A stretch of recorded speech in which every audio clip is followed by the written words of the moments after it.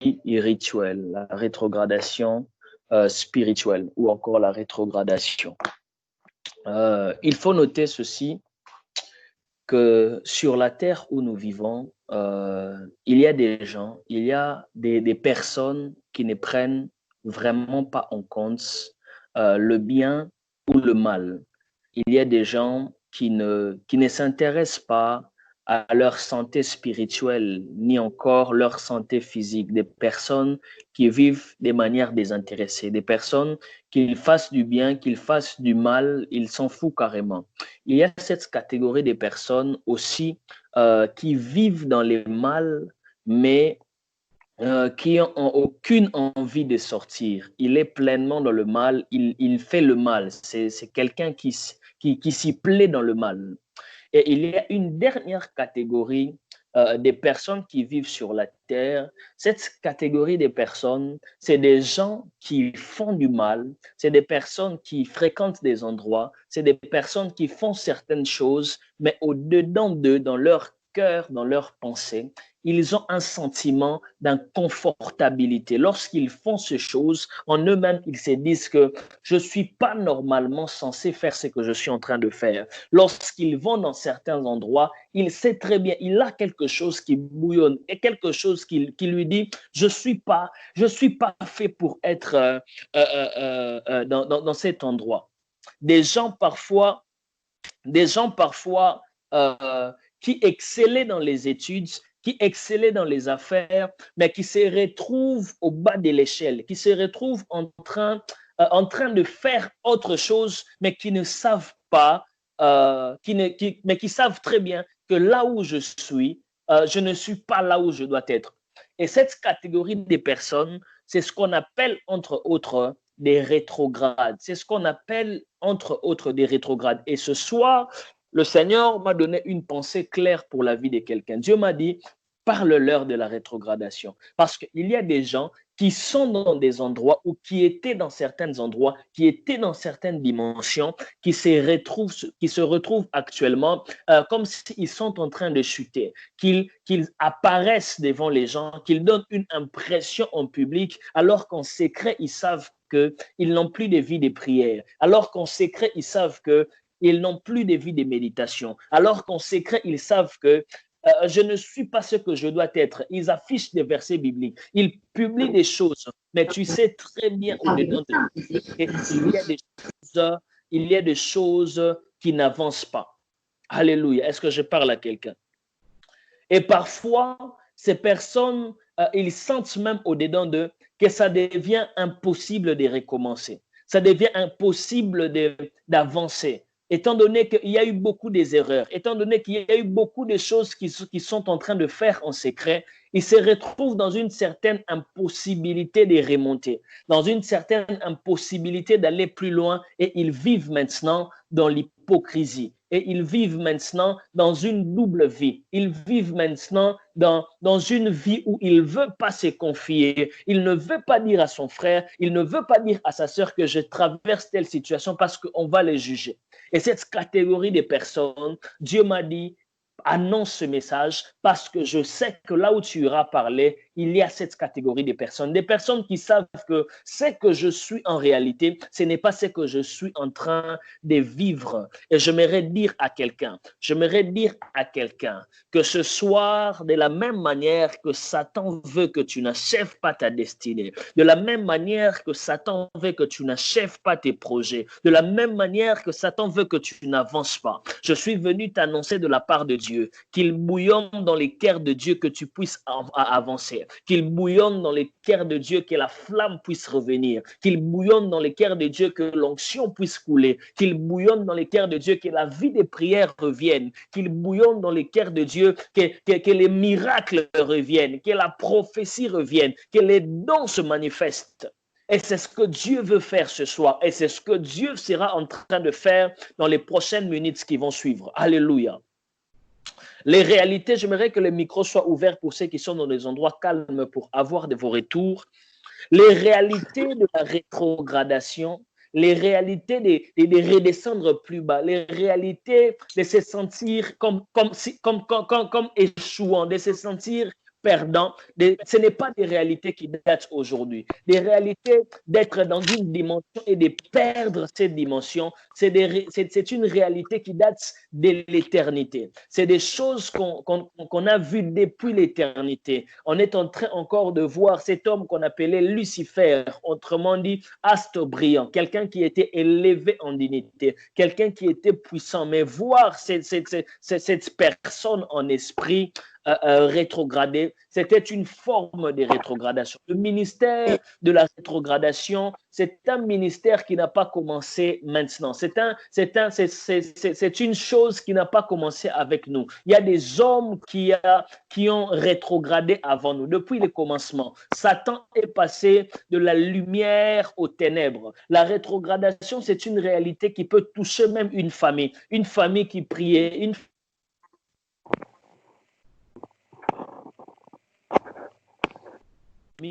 on n'arrive plus, on n'arrive plus à aller à l'église, on n'arrive plus à croire au Seigneur.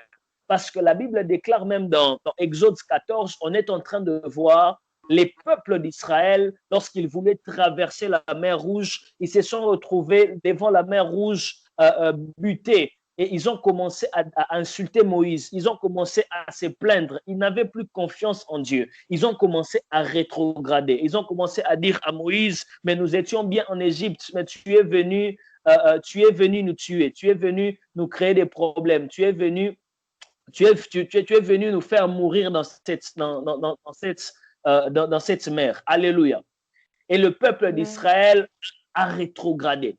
Et plusieurs serviteurs de Dieu, plusieurs rois de Dieu ont eu à un certain moment de leur vie à rétrograder. Ils ont eu à un certain moment de leur vie à perdre la foi. Ils ont eu à un certain moment de leur vie à régner le Seigneur. La Bible nous parle de David qui était l'homme selon le cœur de Dieu. Mais à un moment de la vie de David, David aille à tomber. David aille à rétrograder. La Bible nous parle même d'Élie. Élie qui avait fait des miracles. Élie qui avait fait des miracles, Élie qui avait descendu le feu, mais on voit dans son parcours spirituel à un moment donné où Élie est en train de fuir Jézabel. Élie est en train de fuir la guerre.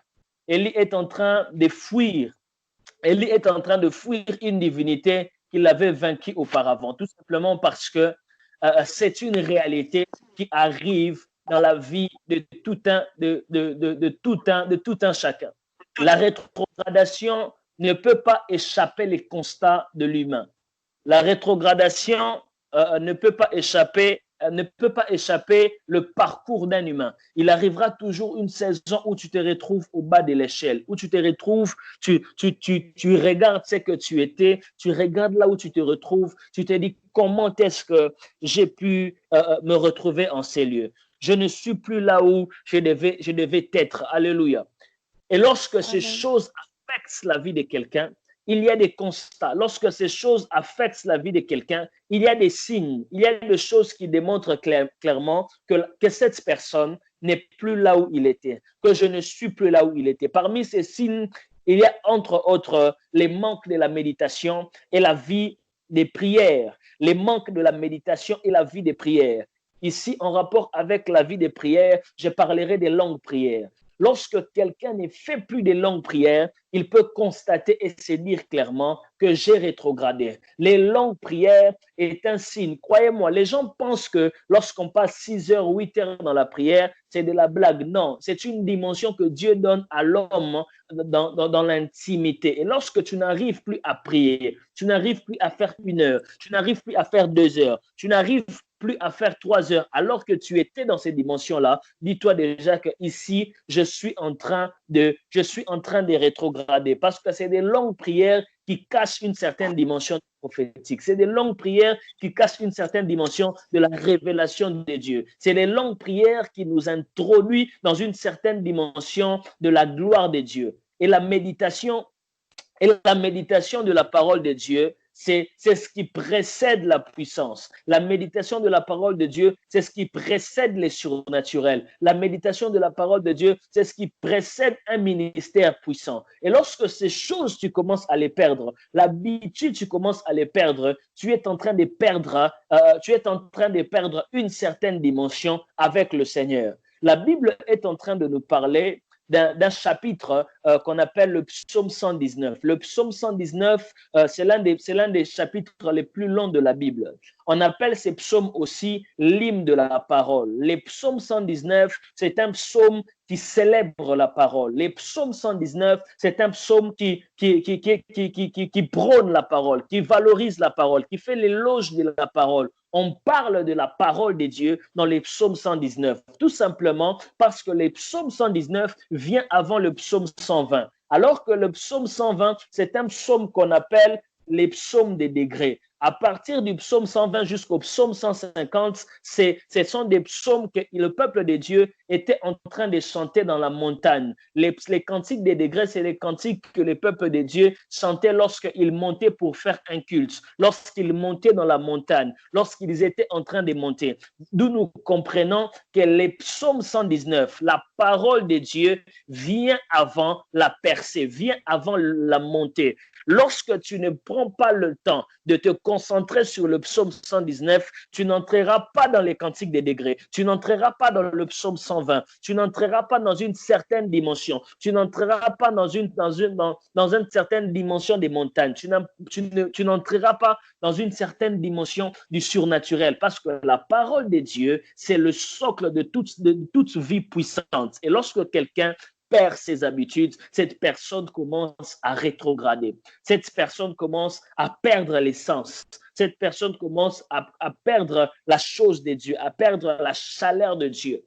Et ça, c'est déjà un signe qui démontre qu'on est en train de rétrograder. La deuxième des choses, c'est ce qu'on appelle l'orgueil spirituel. Ici, je suis en train de parler aux hommes de Dieu ou encore aux serviteurs ou aux servants de Dieu qui parfois il arrive qu'à force d'une certaine habitude, parce que je connais modérer, parce que je connais prêcher, on entre dans un certain orgueil spirituel sans se rendre compte qu'on est en train de rétrograder. Tu n'as plus le temps de te préparer comme tu t'es préparé avant. Tu te prépares maintenant 5 minutes avant. Tu montes maintenant à la chair sans prier. Et ça, ce sont des choses qui démontrent à un ministre de Dieu que tu es en train de perdre, tu es en train de rétrograder.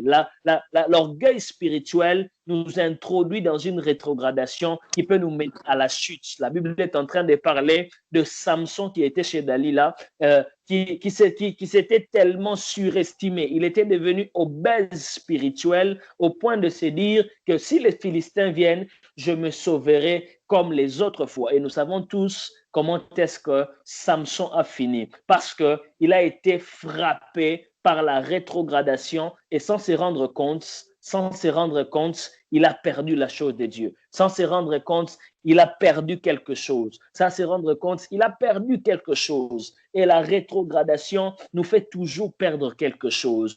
Tous ces signes, ça nous permet d'identifier cette réalité. Parce que de la même manière qu'il n'y a pas de maturité sans bénéfice, il n'y a pas aussi de rétrogradation sans conséquence. Alléluia.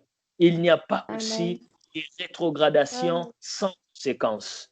Le texte qu'on a lu dans Luc 15, c'est une histoire que nous connaissons tous, mais c'est une parabole aussi qui retrace un tout petit peu les processus de la rétrogradation ou les conséquences de la rétrogradation. Il faut savoir que lorsque tu commences à perdre la dimension que tu avais, lorsque tu commences à perdre là où tu étais, il y a des choses aussi que tu vas perdre dans le spirituel. Il y a des choses aussi que tu vas perdre même dans le physique. Parmi les choses que tu vas perdre, la première des choses, c'est l'éloignement de Dieu. Et lorsque tu t'éloignes de Dieu, tu deviens malheureux. Lorsque tu t'éloignes de Dieu, tu deviens malheureux. La Bible est en train de nous parler dans le texte qu'on a lu de Luc 15, de l'histoire de cet enfant prodigue. On nous parle d'un enfant qui était dans la maison de son père, d'un enfant qui avançait, d'un enfant, à un moment donné, il s'est décidé de quitter la maison de son père. Il s'est décidé de quitter la maison. Peut-être que c'était de l'orgueil, peut-être que c'était une négligence, peut-être qu'il ne priait plus, peut-être qu'il y a eu toujours des signes qui précèdent toujours la rétrogradation. Et ça l'a poussé à aller loin de son père, à s'éloigner de son père qui est l'image de Dieu. Et la Bible est en train de dire qu'il a suffi peu de jours. il a suffi seulement peu de jours. Lorsque la rétrogradation t'éloigne de Dieu, il ne te suffira pas beaucoup de jours. Il te suffira seulement peu de jours. Il te suffira seulement peu de jours. La Bible déclare que cet enfant de riche, il a suffi peu de jours pour qu'il se retrouve avec rien. Et l'enfant d'un riche, l'enfant d'un Dieu puissant, l'enfant d'un Dieu glorieux, il s'est retrouvé en train de manger les carouches, en train de manger l'aliment des animaux. Parce que lorsque la rétrogradation te mène loin de Dieu, tu deviens malheureux. Tu commences à manger ce qui n'était pas à manger. Tu commences à vivre des situations, des situations bizarres, des situations que tu trouves dans la rétrogradation normale. Entre autres, ne pas écouter Dieu, par exemple. Tu vis comme ça parce que tu es rétrogradé. Tu n'as plus. Moi, lorsque Dieu ne me parle pas pendant 2 ou 3 jours, je me sens mal. Mais la rétrogradation te fera en sorte que lorsque tu t'éloignes de Dieu, que tu ne sentes pas. Lorsque tu t'éloignes de Dieu, que tu ne sentes pas en réalité que tu as perdu quelque chose. Tu commenceras à vivre une certaine habitude, une certaine habitude de médiocrité. Parce que la rétrogradation éloigne de Dieu. Cet enfant s'est retrouvé éloigné de son père. Il a commencé à mener une vie médiocre. Alléluia. Et la deuxième conséquence de la rétrogradation, c'est la mort. Lorsque tu rétrogrades, tu perds quelque chose. Tu perds une certaine vie. La Bible déclare toujours dans le même récit que lorsque le fils est revenu, le père s'exclama. Le père a dit quelque chose d'important. Il a dit, mon fils vit car il était mort. Mon fils vit car il était mort. Parce qu'en dehors de Dieu, c'est la mort. L'apôtre Paul est en train de dire, nous qui étions morts dans les ténèbres, nous qui étions morts dans le monde, parce que ceux qui ne connaissent pas Dieu sont des morts ambulants. Ceux qui ne connaissent pas Dieu sont des morts en esprit. Ils ont des esprits morts. Et le père a dit que mon fils vit parce qu'il était déjà mort. La rétrogradation peut nous mener même à la mort physique. Ça peut nous mener même à la mort physique. Il y a des rétrogradations qui peuvent te faire retourner dans certains modes de vie et te connecter à des personnes que tu n'étais pas censé connecter si tu étais au sommet. Et ces personnes t'apportent la mort. Lorsque j'ai prêché récemment sur les combats spirituels, je vous ai dit clairement qu'il y a des hommes et des femmes sur la terre qui ne sont pas nés des humains, qui sortent des eaux, qui sortent des forêts. La rétrogradation peut t'amener à une mort prématurée. J'aimerais ici affirmer quelque chose, qu'il y a des gens qui meurent pas parce que c'est le temps de Dieu. Il y a des gens qui meurent parce qu'ils ont rétrogradé. Il y a des gens qui meurent parce qu'ils ont baissé la garde.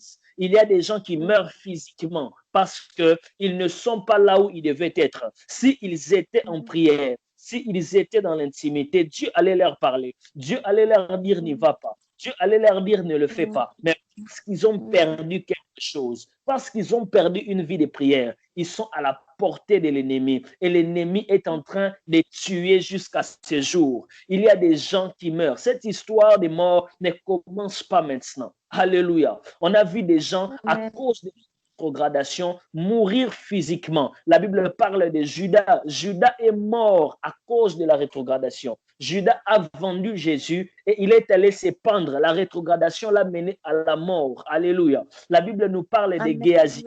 Géasi qui était le fils d'Élisée. Il a rétrogradé. Il a eu un sentiment, un goût d'argent. Et Géasi est mort. La vie de Géasi est finie de manière horrible parce que Géasi avait rétrogradé. S'il était resté concentré, s'il était resté en prière, s'il était resté, le diable n'allait pas l'influencer à aller prendre ce que son père spirituel avait refusé. Alléluia. La Bible nous parle même de Saül. Saül est mort par la rétrogradation. Saül qui craignait le Seigneur. Saül même qui a eu la royauté de manière déméritée. La grâce de Dieu l'a localisé pour faire de lui roi. Mais Saül a rétrogradé et la rétrogradation a fait en sorte que Saül puisse mal finir. Alléluia. Lorsqu'on rétrograde, on devient tombeau ambulant. Lorsqu'on rétrograde, on devient un tombeau ambulant. Ça, il ne faut jamais l'oublier. Lorsque tu rétrogrades, tu deviens à la portée de l'ennemi. Je me dis aujourd'hui, avec tous les démons que j'ai chassés, avec tout ce que je suis en train de faire dans l'église, si je rétrograde, qu'est-ce que je deviendrai? Je vais mourir. Alléluia. Alléluia. Quelques phrases, je ne veux pas être long. Et dans ces quelques phrases, tu t'es peut-être retrouvé, tu t'es dit, je ne suis pas, en effet, je ne suis pas là où j'étais, ou je ne suis pas là où je suis censé être.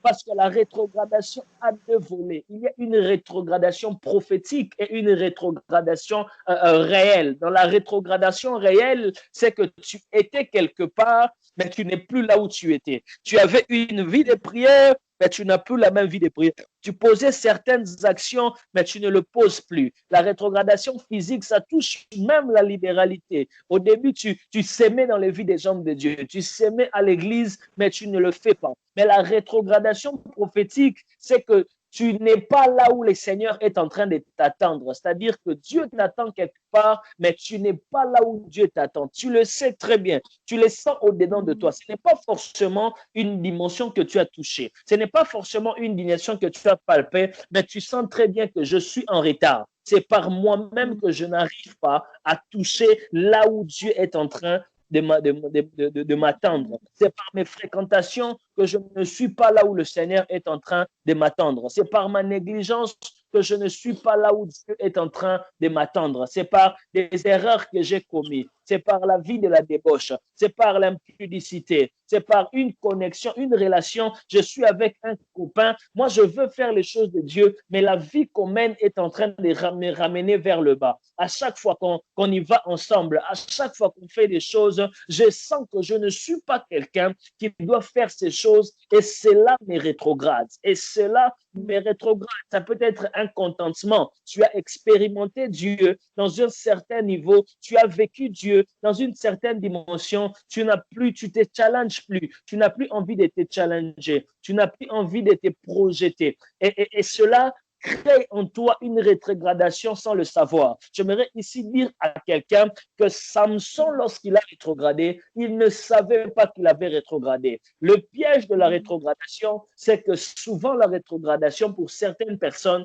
vient sous forme d'une ignorance. Ça vient sous forme d'un contentement. Ça vient sous forme d'une flemme, sous forme d'un sentiment, alors que tu es en train de rétrograder. Samson, s'il savait qu'il avait rétrogradé, s'il savait qu'il avait perdu l'onction, s'il savait qu'il avait perdu la puissance, mais il n'allait pas prendre des risques à dire que je veux me sauver comme d'autres fois. Parce que très souvent, on ne sait pas que la chose de Dieu est déjà partie. Là, ce qui nous gardait est déjà parti et on s'expose à la portée de l'ennemi et l'ennemi nous tue. Peut-être que tu es là, tu sens, tu te dis que j'ai commis une erreur qui ne m'amène pas là où je dois être.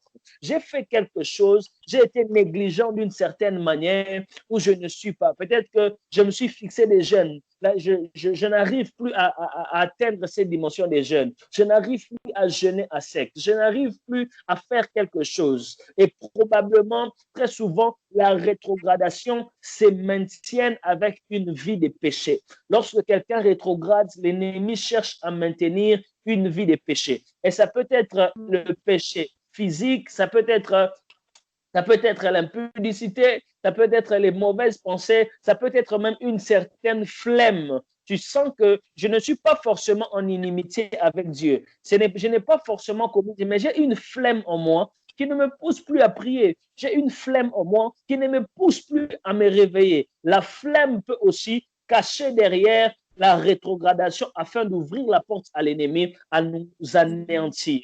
Alléluia. Amen. Et donc, ce que je suis en train de dire, quelqu'un peut fortement se poser la question, mais apôtre, comment on peut sortir de cela? parce que je le sens au-dedans de moi. Je sens que je sens ça, je sens que je suis dans ce que tu dis. J'ai forcément perdu quelque chose. Je ne suis pas forcément là où je dois être. La première des choses qu'il faut faire pour se relever, c'est repentir et aller de l'avant. Lorsqu'on parle de repentance, on parle en grec de métanoïa. Métanoïa qui veut dire autrement changement, autrement conversion ou changement de mentalité ou abandon de quelque chose. Mais la définition profonde de la repentance, c'est détacher pour s'attacher. J'aimerais que quelqu'un mémorise cela, c'est détacher pour s'attacher. Parfois, le problème ne se situe pas dans la prière que tu fais, Seigneur, pardonne-moi. Seigneur, j'ai péché, mais tu te détaches de l'impudicité pour s'attacher à quoi? Tu te détaches de la flemme pour s'attacher à quoi? Lorsque tu te détaches de quelque chose, il faut toujours s'attacher à quelque chose. La repentance, par définition, je l'ai définie comme les détachements pour l'attachement. La repentance, selon l'apôtre Michael Polifelo, c'est les détachements pour l'attachement. Lorsque tu te répands, lorsque tu te répands à quelque chose, à une pratique, à une fréquentation, tu dois t'attacher à une autre fréquentation. Lorsque tu te détaches à un mode de vie, tu dois t'attacher à un autre mode de vie. Lorsque tu te détaches à un comportement, tu dois t'attacher à un autre comportement. Aussi longtemps que tu ne le feras pas, tu vas continuer à te repentir et tes repentances n'auront plus d'impact dans les trônes des dieux. Lorsque tu te repens sincèrement, lorsque tu dis je ne le ferai pas, il faut trouver qu'est-ce que tu veux faire à nouveau. Lorsque tu dis je n'irai pas, il faut se dire où je dois aller. Alléluia. La repentance, c'est le détachement pour s'attacher. Et lorsque tu fais cela, tu verras que le Seigneur marchera avec toi. Parce que la repentance va au-delà des mots. La repentance va au-delà de ce que tu sors de ta bouche. Ça va même au-delà de la sincérité de ton cœur. Mais c'est des actes que tu poses après. C'est des actes que tu poses après. Lorsque tu te répands, on doit voir qu'est-ce que tu poses des actes après. Et la Bible déclare lorsque Pierre a régné Jésus, lorsque Pierre a rétrogradé, Pierre que Dieu a donné les clés de l'Église, mais Pierre a eu aussi un certain moment de sa vie à rétrograder. Pierre a eu aussi un certain moment de sa vie à perdre la foi. Le Pierre qui avait fait des miracles, le Pierre qui avait fait les premiers miracles de l'Église primitive, est aussi quelqu'un qui a eu à connaître la rétrogradation. Mais lorsqu'il s'est repenti, lorsqu'il s'est détaché de cela, la Bible déclare que Dieu l'a utilisé puissamment. Lorsqu'il s'est repenti, lorsqu'il a dit, je me détourne de ce que j'ai fait et je m'attache au Seigneur. Je reste loyal à Christ. Le Seigneur l'a utilisé puissamment. Je suis en train de prier ce soir que quelqu'un qui avait abandonné les services, quelqu'un qui était redescendu très bas, quelqu'un que l'impudicité est en train de ronger, quelqu'un que le péché est en train de ronger, quelqu'un que la lourdeur spirituelle est en train d'affecter. J'ai prié ce soir que Dieu te relève. Que Dieu te relève, que tu avances avant, que cette vie de rétrogradation libère ta vie au nom de Jésus. Libère ta vie de Jésus, que tu te détaches de ces choses et que tu t'attaches à la prière, que tu te détaches de ces choses et que tu t'attaches au service de Dieu, que tu te détaches de ces personnes et tu t'attaches à des bonnes personnes, que tu te détaches à que tu fréquentais et que tu t'attaches à l'Église dans le nom de Jésus. Dans le nom de Jésus.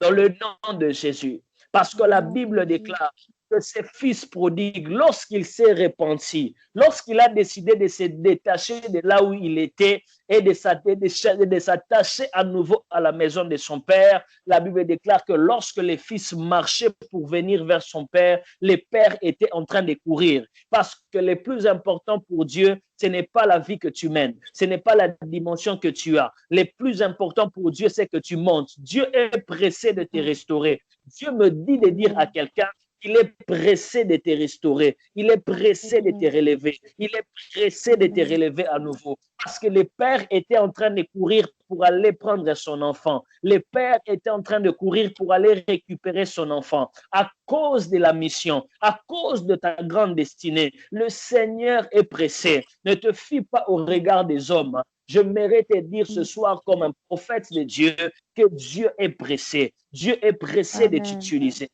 Et le père, lorsqu'il embrassa son enfant, la Bible est en train de dire, nous sommes toujours dans le livre de Luc, la Bible est en train de dire quelque chose de très important, quelque chose qui a béni ma vie, quelque chose qui a béni mon ministère. La Bible est en train de dire que le père dit à ses serviteurs, le père, il a commencé à dire à ses serviteurs, il a dit la première des choses, il lui dit, donnez-lui la plus belle robe. Là, je suis dans le verset 22. Le père dit, donnez-lui la plus belle robe, la plus belle. Quelqu'un dise avec moi, la plus belle robe. La plus belle robe. La plus belle robe. Lorsque la Bible parle dans Apocalypse de la robe, on est en train de faire allusion à la sainteté. Mais le Père, ici, dans ces récits, il ne demande pas la robe. Il demande au serviteur, donnez-lui la plus belle robe. Parce que la robe, c'est la dimension de la sainteté. Mais la plus belle robe, c'est réservé pour les pécheurs. Voilà pourquoi il pouvait dire, là où les péchés abondent, la grâce surabonde. La grâce surabonde. Là où les péchés abondent, la sainteté surabonde. Là où les péchés abondent, le surnaturel surabonde. Là où les mal abondent, l'onction surabonde. Parce que la plus belle robe est réservée pour ceux qui reviennent à nouveau, est réservée pour ceux qui sont ténèbres, est réservée pour ceux qui sortent des chaos. Je suis venu dire à quelqu'un ce soir que Satan t'a donné des coups, mais il t'a pas mis des chaos. Parce que la plus belle robe servez pour ces personnes qui se décident, je retourne à nouveau faire des nuits de prière, je retourne à nouveau chercher le Seigneur, je retourne à nouveau dans le service.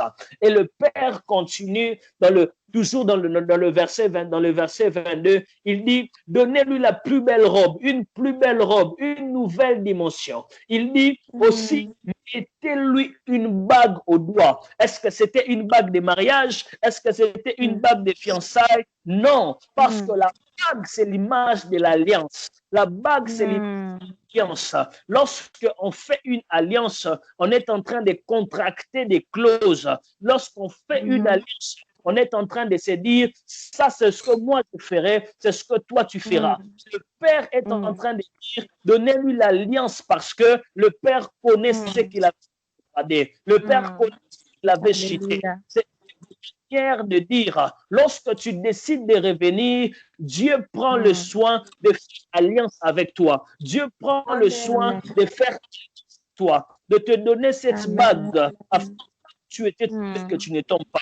Afin que là où tu étais négligent, que tu ne sois pas négligent. Afin que là où tu avais rétrogradé, que tu ne rétrogrades pas. L'alliance, c'est la garantie que Dieu donne. Parce que la Bible ne nous montre plus un endroit où cet enfant a rétrogradé. La Bible ne nous montre pas cet enfant est retourné encore dans le monde parce que l'alliance était là. Je suis en train de prier ce soir dans cette soirée d'alliance que Dieu fait alliance avec toi. Tu ne comprendras pas, mais tu verras que sur l'impudicité. Tu auras la force, tu auras la force sur la flemme de la que Dieu décide de faire alliance avec toi. Dieu décide de faire alliance avec toi.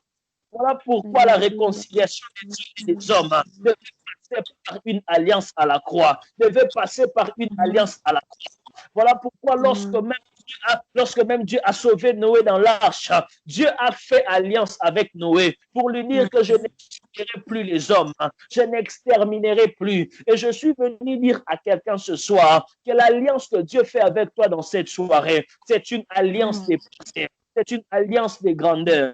C'est une alliance de hauteur. Une alliance qui va t'amener dans ta destinée. On t'a peut-être prophétisé des choses. L'alliance que Dieu fait avec toi va accélérer ces choses dans le nom puissant de Jésus. Le Père ne s'arrête pas là. Il ne s'arrête pas dans l'alliance. Il va encore plus loin. Il lui dit, mettez-lui les sandales. Je me pose la question. Un enfant qui rentre à la maison, pourquoi il a besoin des sandales? Un enfant qui revient à la maison, on devait peut-être demander des babouches, on devait peut-être demander des tapettes.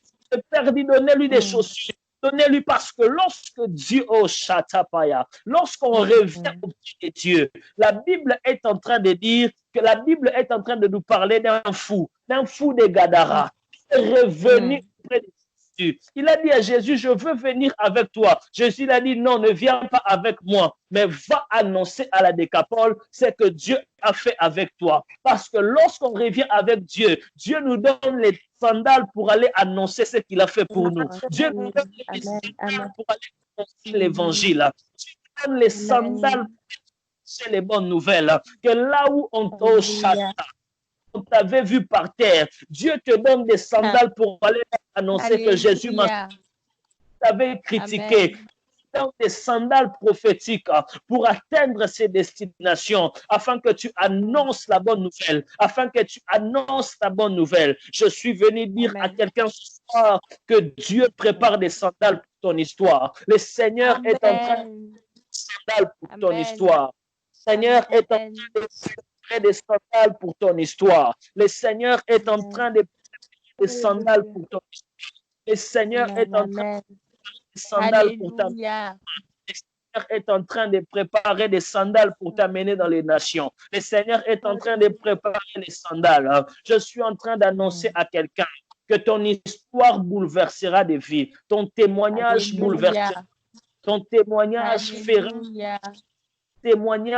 fera des grandes choses. Je vois Dieu te donner des Je vois Dieu te donner des sandales. Je vois le Seigneur t'amener de gloire en gloire. Je vois le Seigneur la sabrada la bashata, lo parabashakadabaya, la kabashatadagabaya. Je suis en train de prier ce soir que Dieu te relève. Je suis en train de prier ce soir que Dieu te relève. Je suis en train de prier ce soir que Dieu te relève. Je sais que ça ne sera pas facile, mais je prie que Dieu te relève. Et le dernier texte qu'on a lu, le texte de Luc 2, nous parle de l'histoire des parents de Jésus.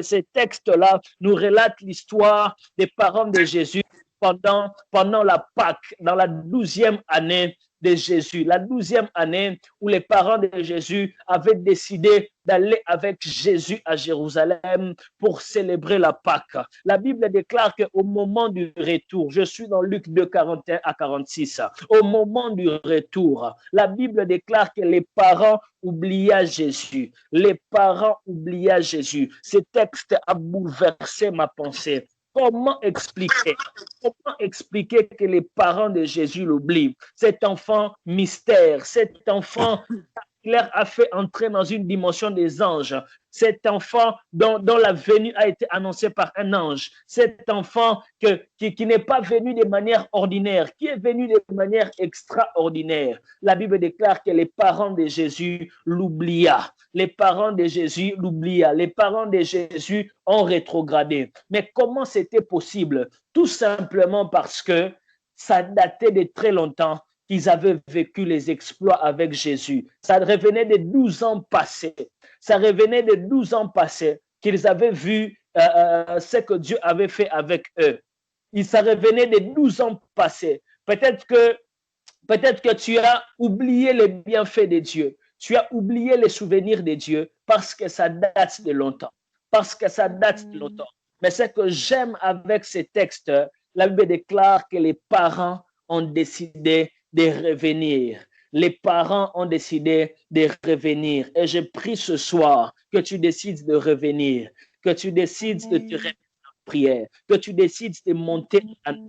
Les parents de Jésus sont revenus. Et la Bible nous relate que le retour des parents de Jésus leur a coûté 3 jours parce que la restauration a un coût, parce que le retour à l'ancienne dimension ou à la dimension de gloire a toujours un prix. Mais les parents de Jésus, malgré les 3 jours, ils sont décidés quand même de retourner. Alors que tu vas reprendre des bonnes habitudes, peut-être que tu ne vas pas voir des résultats tout de suite. Peut-être que ça te prendra 3 jours comme les parents de Jésus. Mais persévère, persévère, persévère. Mais sors de cette situation. Parce que tu n'as pas le droit d'abandonner. Tu n'as pas le droit de rester par terre. Tu n'as pas le droit d'être là où tu es. Tu n'as pas le droit d'être là où tu es. Les textes de Hébreux nous disent que nous ne sommes pas de ceux qui reculent. Nous ne sommes pas de ceux qui reculent. Nous ne sommes pas de ceux qui baissent les bras. Beaucoup de gens comptent sur toi. Ta famille compte sur toi. Il y a des destinées cachées en toi. Il y a des destinées cachées en toi. Il y a des âmes qui sont appelées, oh, je sens l'onction. Il y a des âmes qui sont appelées à être gagnées par toi. Si toi, tu ne gagnes pas ces âmes, ils mourront et iront en enfer. Si toi, tu ne fais pas ces miracles, ils mourront et ils iront en enfer. Si toi, tu ne sers pas au Seigneur, si toi, tu ne te lèves pas dans la prière, des morts et des morts seront dans ta famille. Si toi, tu ne casses pas ce cycle-là des mariages, si toi, tu ne casses pas ce cycle-là des divorces, des gens, le monde des ténèbres vont ravager ta famille. Il faut que tu te lèves. Tu n'as pas le droit de baisser les bras. Tu n'as pas le droit de revenir en arrière. Tu n'as pas le droit de revenir en arrière. Tiffany, Louise, Dieu est en train de me dire que tu n'as pas le droit de baisser les bras. Tu n'as pas le droit. Il y a des combats dans ta famille qui sont tellement grands qu'il faut que tu résistes, qu'il faut que tu te relèves, qu'il faut que tu te maintiennes debout. Il y a un cycle de séparation, un cycle de séparation, un cycle de déstabilisation dans ta famille où il faut que tu n'abandonnes pas. Que tu sois toujours haut. Et je suis en train de prier ce soir. Je suis en train de prier ce soir que tu n'abandonnes pas la vie chrétienne. Je suis en train de prier ce soir que tu n'abandonnes pas la vie des prières. Je suis en train de prier ce soir que tu n'abandonnes pas, que la rétrogradation ne soit pas ton partage. Dieu m'a donné ce message et il m'a dit, Michael, va les annoncer cela. Annonce-le cela, que je suis pressé de leur utiliser. Je suis pressé de faire des grandes choses avec eux. Je suis pressé de les amener dans les nations. Mais certains sont en train de rétrograder. Certains sont en train de descendre vers le bas. Je ne sais pas quelle est cette situation qui te ramène vers le bas. Mais j'ai prié ce soir que Dieu te relève. J'ai prié ce soir que l'onction de Dieu t'affecte. Que l'onction de Dieu, ça t'affecte.